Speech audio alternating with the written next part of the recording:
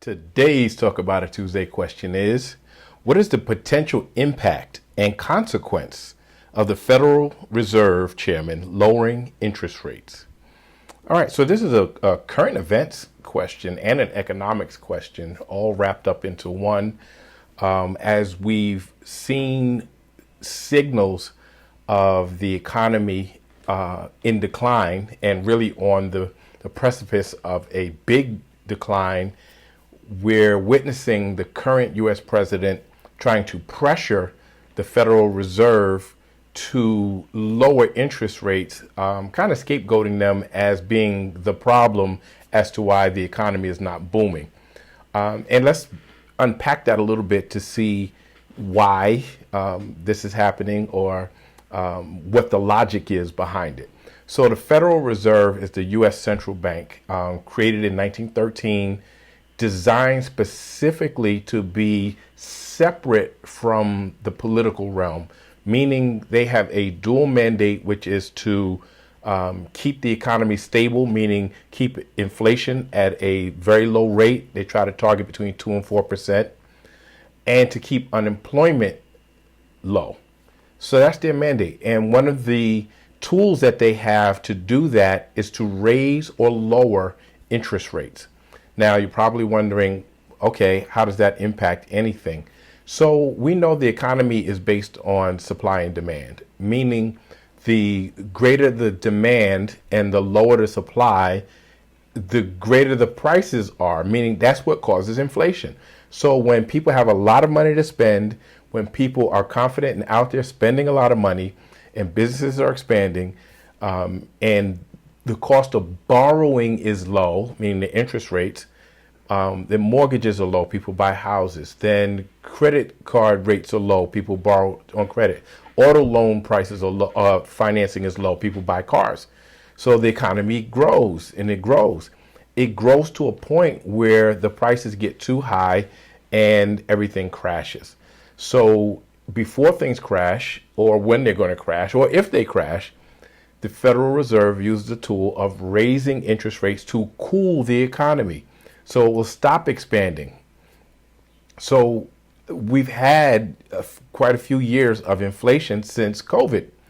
And so they raised the interest rates to cool the market somewhat, but inflation has not gone down to that comfortable point yet, which the president feels is making him look bad because he ran on this, I'm going to make the economy great. So let's get to the question. What are the consequences? So there are immediate consequences and there are long-term consequences.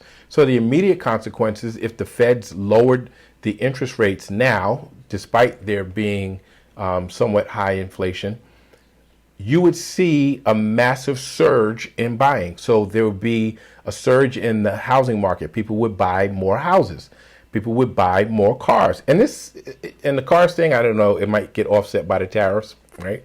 But you would normally see people using credit more frequently to buy more things, which means the economy would look great in the short term, but that would cause extreme inflation, which means prices are higher, which means people would be able to buy less things, meaning the dollar value then would be lower because you can buy fewer things with the same amount of money. You would probably get asset bubbles. You would probably get the housing, saying we had a housing crash back in 05, 06. You would probably see the same thing because people would buy houses, which drives the prices of houses up only because money is easier to get, and then it would crash. So those things would probably drive us into a deep recession. So that's on an economic scale. Politically, people would lose confidence in the Federal Reserve's independence, which means there will be a tool for any president to manipulate the economy and you couldn't trust it anymore. So it will probably have an impact on investors because you can't trust what the Federal Reserve is saying or doing. It would have an impact on business owners who rely on the things that they do to understand where the economy is at.